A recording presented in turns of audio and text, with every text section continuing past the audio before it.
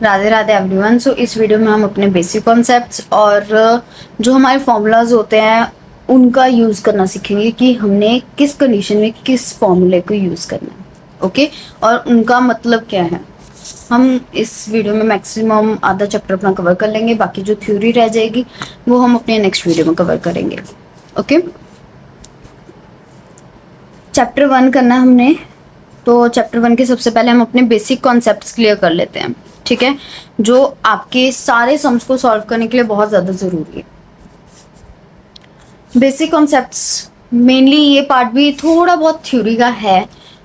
आगे आपने थ्योरी करनी है, उसके लिए आपको ये कॉन्सेप्ट्स आने चाहिए। आपको आते होंगे तो आप आगे की थ्योरी इजीली कर लोगे।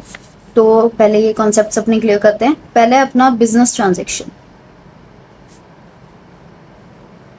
अपनी अपनी बुक्स लेके बैठना, नोटबुक्स लेके बैठना, नोट्स बनाना साथ साथ में। मैं सिर्फ ये समझाऊंगी कि होता क्या है, बाकी आपको अपनी लैंग्वेज में ये खुद लिखना होगा या फिर जो आपकी बुक में लैंग्वेज दी है आपको उसे ही लर्न करना होगा। रट्टाफिकेशन मत करना, समझ कर करना जो भी करना है। ठीक है।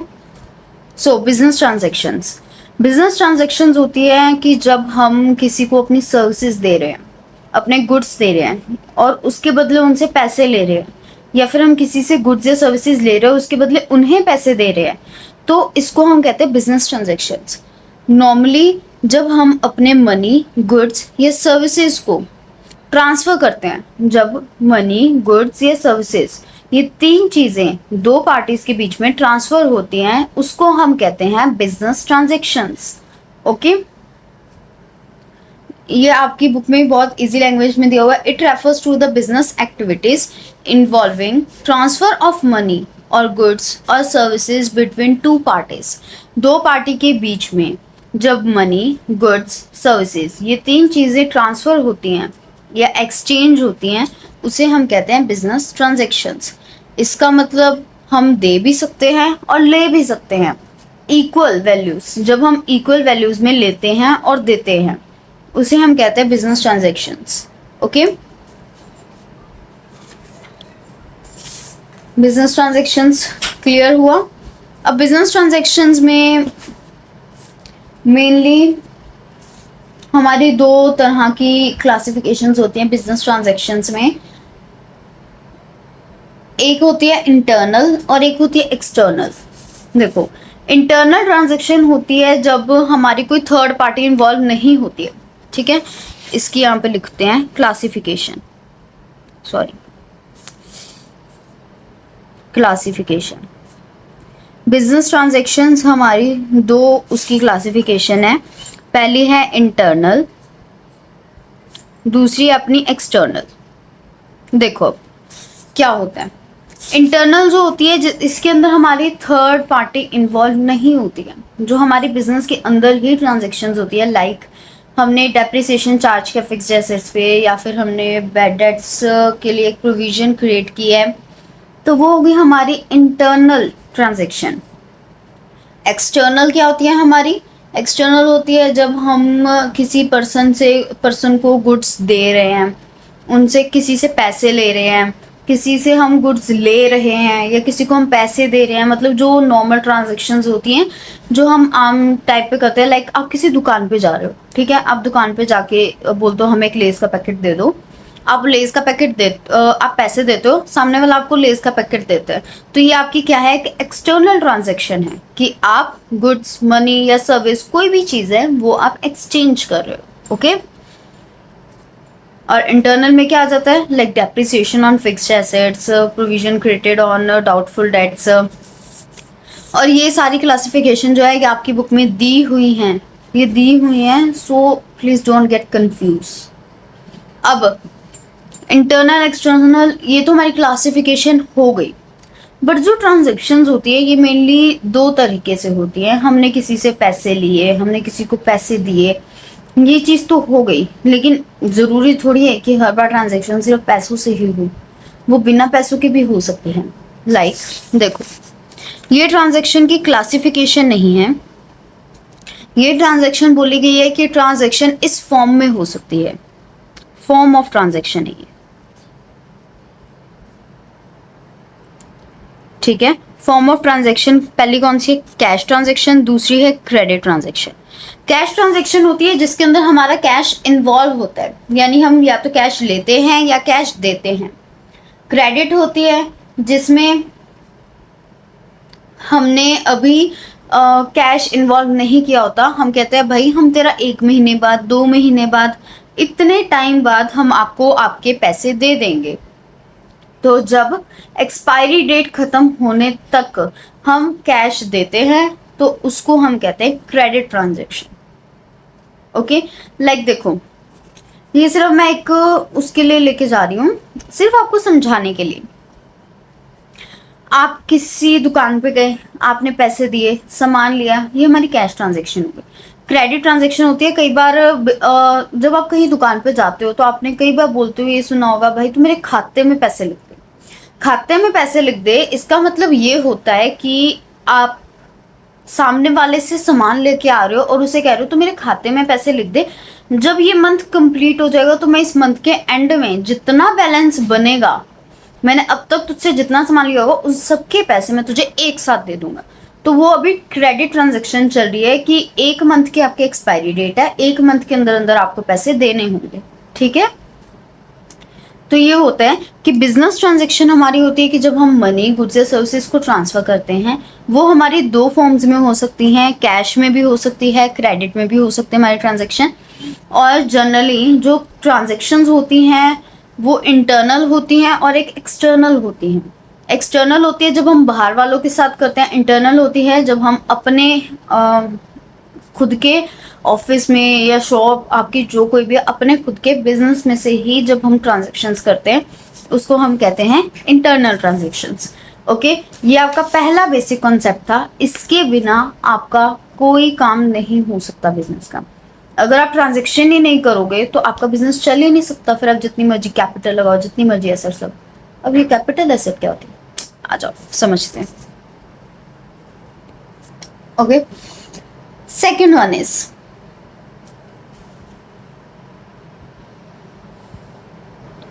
अकाउंट। अकाउंट्स पढ़ रहे हो और अकाउंट ही नहीं पता, क्या बात है। आओ तो अकाउंट को समझते हैं। अकाउंट्स क्या है? अकाउंट क्या है? अकाउंट का मतलब होता है कि ये अकाउंट का मतलब होता है लाइक जैसे आप जर्नल, मैंने आपको पहले जर्नल करवाया था, अगर आपने जर्नल की वीडियोस देखी होंगी तो उसके अंदर ना अलग अलग अकाउंट बनते थे, like salary account debit, cash account debit, to capital account. ठीक है, ये अलग अलग अकाउंट्स बन रहे थे, यानी कि आप जिन चीज़ों की ट्रांजेक्शन्स कर रहे हो या फिर जो चीज़ें आप बिजनेस में लेके आ रहे हो या उससे ले रहे हो, हर एक चीज़, आपकी कोई भी कैश ट्रांजेक्शन्स हैं, आपकी कोई भी क्रेडिट ट्रांजेक्शन्स हैं, हर एक को आप एक पर्टिकुलर हेड के अंडर क्लासीफाई करते हो। लाइक आपने सामने वाले बंदे से पैसे लिए, ठीक है, आप कहीं पे काम कर रहे हो। लिसन, ध्यान से इस पॉइंट को ध्यान से समझना क्योंकि बहुत इंपॉर्टेंट पॉइंट है। आप अकाउंट्स करो और आपको वर्ड पता होना चाहिए अकाउंट होता क्या है। लाइक आप एक जगह जॉब कर रहे हो और सामने वाले से आपने पैसे लिए, ठीक है, सामने वाले ने आपको पैसे दिए, तो आप क्या कहोगे? वो पैसे उसने हमें क्यों दिए? आप कहोगे वो हमारी सैलरी है। ठीक है, एक बंदा दिहाड़ी ले रहा है, ठीक है, तो वो बंदा क्या कहेगा? ये मेरी वेजेस है, मेरी दिन की दिहाड़ी है। ओके, इसके अलावा आप बिजली का यूज कर रहे हो, ठीक है, जब आप बिजली दफ्तर जाओगे और वहां पे आप पैसे दोगे तो क्या कहोगे? ये मेरा इलेक्ट्रिसिटी बिल है, ये मेरे इलेक्ट्रिसिटी एक्सपेंसेस हैं। तो यही होते हैं आपके अकाउंट कि आप जब मनी को, कैश को या क्रेडिट ट्रांजैक्शंस को एक हेड के अंडर क्लासिफाई कर देते हो, उसे हम अकाउंट कहते हैं। यानी कि जब भी आप सामने वाले से क्रेडिट लेते हो या सामने वाले से कैश लेते हो तो आप उसका एक रीज़न देते हो कि मैं ये कैश क्यों ले रहा हूँ, ये कैश है किस काम का। ओके, या हम सामने वाले को कैश दे रहे हैं तो वो कैश है किस काम का। जैसे मैंने सैलरीज बताई, तो जो सैलरीज है वही आपका अकाउंट है कि आपने उन पैसों को, सैलरी एक हेड है हमारा, कि आपने जो सैलरी के पैसे लिए उन पैसों को आपने एक हेड के अंडर क्लासिफाई कर दिया कि ये सैलरी के पैसे हैं, कि ये हमारे बिजली के पैसे हैं, बिजली एक्सपेंसेस के पैसे हैं, बिजली expenses sorry I mean electricity expenses के पैसे हैं। ठीक है, इस तरीके से हमारे अलग अलग तरीके के एक्सपेंसेस होते हैं। अब जैसे आप लोग पढ़ते हो, ठीक है, आप पेन लेने जाते हो, कॉपी लेने जाते हो, मेरी तरह पेजेस लेने जाते हो, पेंसिल, स्केल, बुक्स, न जाने कितनी चीज़ों को आपको इतनी सारी चीज़ों की ज़रूरत पड़ जाती है। तो आप क्या करोगे, आप एक जगह ना लिख लोगे कि कैश कि मेरी बुक इतने की आई, मेरा पेन इतने का आया। ठीक है, लाइक रुको मैं यहाँ पे एक एग्जांपल देती हूँ। लाइक आप पेन लेके, ठीक है, आप बोलोगे पेन मेरा 10 का आया। पेंसिल लेके आए आप, पेंसिल बोलोगे मेरी 5 की आई। आप एक कॉपी लेके आए, कॉपी बोलोगे मैं 40 की लेके आया। ठीक है, उसके बाद अगर आपसे इरेजर पूछा जाए तो आप कहोगे कि मेरे को बहुत अच्छा वाला चाहिए था, तो मैं एक 15 का इरेजर ले आया। शार्पनर आपको चाहिए, आप कहोगे मैं 10 का एक शार्पनर ले आया। ठीक है, तो अब आप अपनी जब बुक्स ऑफ अकाउंट्स प्रिपेयर करोगे, जब आप आगे जाओगे अपनी बुक्स ऑफ अकाउंट्स प्रिपेयर करोगे, आप क्या करोगे, एक एक चीज लिखोगे कि मैं पहले, मान लो आप ये सारा सामान एक साथ लेके आए, आप क्या करोगे, पहले लिखोगे कि मैं पेन इतने का लाया, फिर दूसरे में लिखोगे मैं पेंसिल इतने की लाई, फिर तीसरे में लिखोगे मैं कॉपी इतने की लाया, चौथे में लिखोगे रेजर, पांचवे में लिखोगे शॉर्पनर कि मैं इतने इतने का लेके आया। नहीं, आप क्या कहोगे, आप घर पे भी जाओगे, आप घर से जाओगे, आपके लिस्ट देके जाते हो, आप ये बोल के जाओगे मम्मा मैं पेन लेके आ रहा हूँ, पेंसिल लेके आ रहा हूँ, कॉपी लेके आ रहा हूँ, शार्पनर लेके आ रहा हूँ, रेजर लेके आ रहा हूँ, फ्लूइड लेके आ रहा हूँ, ये लेके आ रहा हूँ, वो लेके आ रहा हूँ। आप ये कहोगे मम्मा मैं स्टेशनरी का सामान लेने जा रहा हूँ, है ना, या मैं स्टेशनरी का सामान लेने जा रही हूँ। सो यही बुक्स ऑफ अकाउंट्स होता है कि आप अलग अलग चीज़ों को एक साथ एक चीज़ के अंदर लिख देते हो। यहाँ पे आप इसके लिए बुक्स ऑफ अकाउंट्स में क्या वर्ड यूज़ करोगे, स्टेशनरी, स्टेशनरी वर्ड यूज़ करोगे, और ये जो स्टेशनरी वर्ड है यही आपका अकाउंट है। ओके, आई होप कि आपको ये पॉइंट अब क्लियर हो गया होगा कि अकाउंट होता क्या है, कि आप कभी भी कैश, क्रेडिट, किसी भी सर्विस या किसी भी गुड को एक पर्टिकुलर हेड के अंडर क्लासिफाई कर देते हो, उसको हम अकाउंट कहते हैं। कि आपकी अगर 10 चीजें हैं, आपने उन 10 चीजों को एक चीज का नाम दे दिया, एक हेड के अंदर उसको डाल दिया, तो वो आपका अकाउंट है, डेट्स इट। जैसे ये 4-5 चीजें हैं आपके पास, आपको इन सभी को आपने एक साथ स्टेशनरी का नाम दे दिया, ये आपका अकाउंट हो गया, डेट्स इट। इंग्लिश में देख लो आपकी बुक्स में क्या दिया हुआ है, अब ये समझो। It is a record of cash and credit transaction. ये कैश और क्रेडिट ट्रांजेक्शन का एक रिकॉर्ड होता है under a particular head of account और पर्टिकुलर हेड। एक पर्टिकुलर हेड के अंडर जब हम कैश या क्रेडिट ट्रांजैक्शंस को क्लासिफाई कर देते हैं, उन्हें रिकॉर्ड कर देते हैं, उसे हम कहते हैं account. It also shows their effect and transaction direction. वो उसके इफेक्ट और डायरेक्शन शो करता है। इसका मतलब क्या है, इसका मतलब है कि इफेक्ट और डायरेक्शन, कि आपने अगर सैलरी यूज में आई आपके, ठीक है, तो सैलरी अगर आपने दी है, ओके, तो आपका क्या होगी, वो डेबिट होगी। ओके, और अगर आपने ली है तो वो आपकी क्रेडिट होगी। अगर वो क्रेडिट हो गई, ठीक है, तो वो इफेक्ट बताएगा क्या है, इसकी डायरेक्शन क्या है। इसकी डायरेक्शन क्या है कि वो हमने रिसीव की है।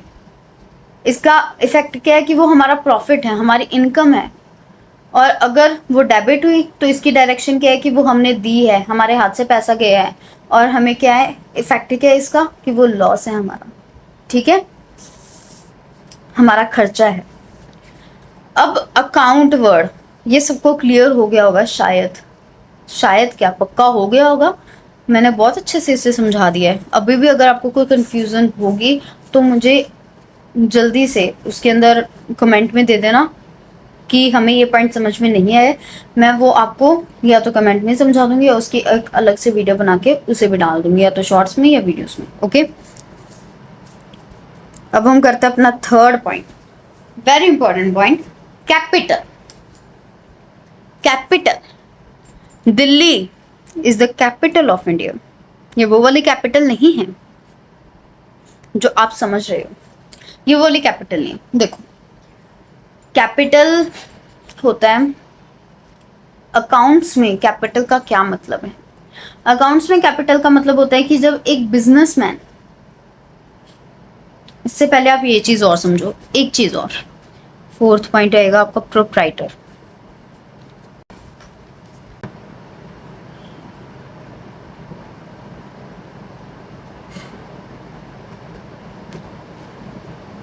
सॉरी, चलो प्रोप्राइटर को और क्या बोला जाता है? बिजनेसमैन। ओके, अब तो सारे समझ गए होंगे प्रोप्राइटर कौन होता है, जो बिजनेस स्टार्ट करता है। एक पर्सन जो बिजनेस स्टार्ट कर रहा है उसको हम बोलते हैं प्रोप्राइटर। ओके, जो पैसा लेके आ रहे हैं। अब देखो इन दोनों का लिंक समझो, बीच में एक चीज और ऐड कर देते हैं, फिफ्थ, ड्राइंग्स। अब ये तीनों चीजें हैं, इन तीनों चीजों का ना लिंक समझो क्या है। देखो सबसे पहले ये प्रोप्राइटर और बिजनेसमैन, एक पर्सन जो बिजनेस को स्टार्ट करता है उसे हम क्या कहते हैं? बिजनेसमैन। और उसका एक और नाम क्या है? प्रोप्राइटर। ओके, अब ये बिजनेसमैन जो कैश लेके आएगा, जो फर्नीचर लेके आएगा या कुछ और लेके आएगा, और एटसेट्रा, मशीनरी वगैरह कुछ भी लेके आता है ये, ठीक है, ये सारी जितनी भी चीजें लेके आएगा ये क्या है? आपकी कैपिटल। आपकी क्या है? ये कैपिटल। यानी कि एक प्रोप्राइटर, एक बिजनेसमैन जो भी चीजें लेके आता है एक बिजनेस को स्टार्ट करने के लिए, उसको चलाने के लिए, वो क्या होती है? कैपिटल होती है। और जब एक बिजनेसमैन इस कैपिटल को अपने पर्सनल यूज के लिए, किसके लिए? अपने पर्सनल यूज के लिए बिजनेस से निकालता है कि मेरे को अपने बच्चे के एक्सपेंसेस पे करने हैं, उनकी फीस पे करनी है, मेरे को घर का खर्चा चाहिए है, तो जब ये अपने पर्सनल यूज के लिए पैसे निकालता है बिजनेस से, तो उसको हम क्या नाम दे देते हैं? ड्राइंग्स। ये वो ड्राइंग वाली ड्राइंग्स नहीं है। ओके, आ गया समझ में कि ये तीन चीजें कैसे लिंक है? एक पर्सन जो बिजनेस स्टार्ट करता है उसे हम प्रोप्राइटर या बिजनेसमैन कहते हैं, और वो पर्सन जो कैश लेके आता है, फर्नीचर, मशीनरी, कोई भी चीज लेके आता है बिजनेस स्टार्ट करने के लिए, उसे हम कैपिटल कहते हैं। और जब ये कैपिटल वो प्रोप्राइटर या बिजनेसमैन अपने पर्सनल यूज के लिए बिजनेस से निकालता है उसको हम ड्राइंग्स कहते हैं। That's it. ओके, पहला क्या किया? बिजनेस ट्रांजेक्शन, वो दो फॉर्म में होती हैं, कैश और क्रेडिट। क्लासिफिकेशन क्या? Internal, external. अकाउंट किया उसके बाद हमने कि जब हम सारी चीज़ों को एक हेड के अंदर डाल देते हैं उसको हम अकाउंट कहते हैं। तीसरा हमने किया प्रोप्राइटर और बिजनेसमैन, कि जो पर्सन आप बिजनेस स्टार्ट कर उसे हम कहते हैं प्रोप्राइटर या बिजनेसमैन, और वो जो चीज़ें लेके आता है बिजनेस स्टार्ट करने के लिए उसे हम कहते हैं कैपिटल। जब वो कैपिटल अपने पर्सनल यूज के लिए बिजनेस से निकालता है उसे हम कह देते हैं ड्राइंग्स। ओके, अब आगे चलते हैं। सिक्स्थ वन के अंदर क्या है? सिक्स्थ क्या चीज है आपकी? अब लायबिलिटी एंड एसेट्स। पहले लायबिलिटी समझो, क्योंकि लायबिलिटी की भी आगे टाइप्स हैं एंड एसेट्स के भी टाइप्स हैं। ये दो टॉपिक बहुत ज्यादा इंपॉर्टेंट है, बहुत ही ज्यादा, क्योंकि तो बिजनेस ट्रांजेक्शन से भी ज्यादा ये वाले टॉपिक्स इंपॉर्टेंट है अभी के लिए। बट जब बिजनेस करोगे तब बिजनेस ट्रांजेक्शन भी इंपॉर्टेंट होंगी। ओके, लायबिलिटी क्या होती है? जब हम किसी से उधार लेते हैं, ठीक है, जब हम किसी पर्सन से उधार लेते हैं उसको हम लायबिलिटी कहते हैं। लाइक इसको आपकी बुक में क्या लिखा गया है हम वो देखते हैं, ठीक है, आपकी बुक में जो लिखा गया है हम वो चीज पढ़ते हैं। तो देखो आपकी बुक में से क्या दिया हुआ है? डेट्स और obligation that the business enterprise has to pay are known as liabilities. Debt होते हैं उधार, ठीक है, जो हमने उधार लिया होता है वो होता है हमारा डेट, या एक ऑब्लिगेशन, एक पैसा, जो पैसे होते हैं एक बिजनेस को वो फ्यूचर में आके अगर कभी भी पे करने हैं, ठीक है, लाइक समझ लो मैंने किसी से 5,000 रुपये उधार लिए, ठीक है, मैंने किसी से 5,000 रुपये उधार लिए, ओके, और ये जो 5,000 रुपये हैं ये मुझे ना आगे जाकर 3 महीने, चलो 3 मंथ्स लेके चलते हैं, ये जो 5,000 है ना ये मुझे आगे जाके 3 मंथ्स के अंदर पे करने हैं, ठीक है।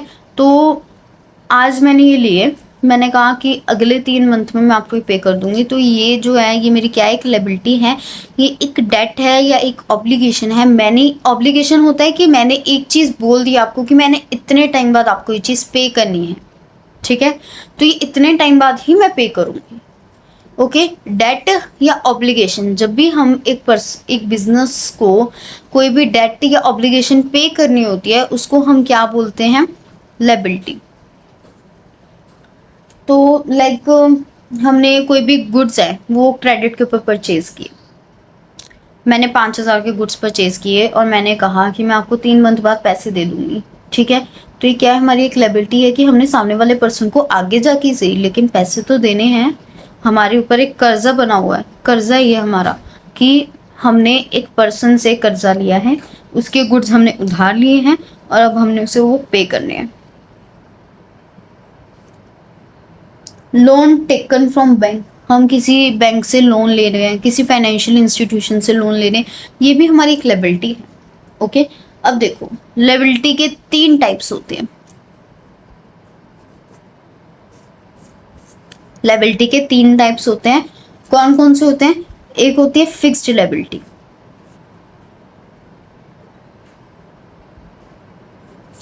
एक होती है करंट, एक होती है कंटिंजेंट।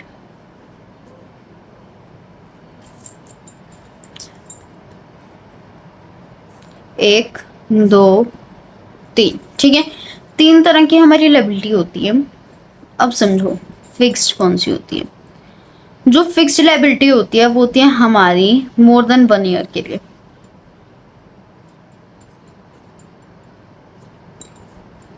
करंट होती है हमारी लेस देन 1 ईयर। कंटिंजेंट होती है जिसका कोई सर्टेन इवेंट नहीं होता, अनसर्टेन फ्यूचर इवेंट्स के ऊपर जो हैपन होती है, ठीक है, जो अनसर्टेन इवेंट्स के ऊपर हैपन होती है। समझाऊंगी क्या होता है ये। अब देखो मोर देन 1 ईयर यानी कि आपने कोई भी पैसे लिए, लाइक आप किसी बैंक से पैसे लेने जा रहे हो, ठीक है, आपने उनसे कहा कि मुझे ना लंबे टाइम के लिए वो चाहिए, लोन चाहिए, तो मोर देन 1 ईयर वो कहेंगे कि आपके पास 1 साल का टाइम है, आपके पास 5 साल का टाइम है, आपको इस लोन को इतने साल बाद चुकाना होगा, ठीक है। तो ये जो फिक्स्ड लायबिलिटी होती है ये होती है मोर देन 1 ईयर के लिए। अगर कोई भी लोन 1 साल से ज़्यादा के लिए लिया जाता है कि हम 1 साल बाद इस लोन को चुकाएंगे, तो वो होती है हमारी फिक्स्ड लायबिलिटी। करंट कौन सी होती है, लेस देन 1 ईयर। अगर कोई पर्सन ये बोल रहा है कि 1 साल से कम के अंदर हम लायबिलिटी पे कर देंगे, तो वो होती है हमारी current liability, okay. And the third one is contingent, ये होती है जो अनसर्टेन इवेंट्स के ऊपर हैपन होती हैं, यानी कि हमें पहले से नहीं पता होता कि हमने एक लायबिलिटी लेनी है, बट हम जल्दी में जब हमें इमरजेंसी हो, ठीक है, तो एक इमरजेंसी में हम वो लायबिलिटी ले लेते हैं, ओके। लाइक इसके अंदर आप देखो, एक तो ना ये बैलेंस शीट के अंदर कभी भी लायबिलिटी साइड पे शो नहीं की जाती, ओके। कंटिंजेंट लायबिलिटीज में आप देखो जैसे bill receivable discounted from the banks. कोई भी बिल रिसीवेबल है कि बिल रिसीवेबल होता है कि आने वाले टाइम में आपको वो बिल रिसीव होगा। जैसे आपने एक सामने वाले पर्सन से पैसे लिए हैं, ठीक है, सामने वाला पर्सन आपको कह रहा है कि ये जो बिल है ना ये आपको इस दिन मिल जाएगा। जैसे ये थे, ठीक है, लायबिलिटी थी कि मैंने ये 3 महीने बाद पे करना है, तो एक बिल होता है, वो बिल उसके अंदर ये चीज़ लिखी होती है कि आपको जो पैसे हैं वो आने वाले टाइम में इस तारीख तक मिल जाएंगे, ठीक है। लाइक मैंने जो शॉपकीपर से वो लिया सामान लिया, मैंने उनको उनके बिल में ये चीज़ लिख के दी कि आपको आने वाले टाइम में 3 मंथ्स के अंदर आपको आपके पैसे मिल जाएँगे, ठीक है? आपको मैं ये बिल दे दूँगी।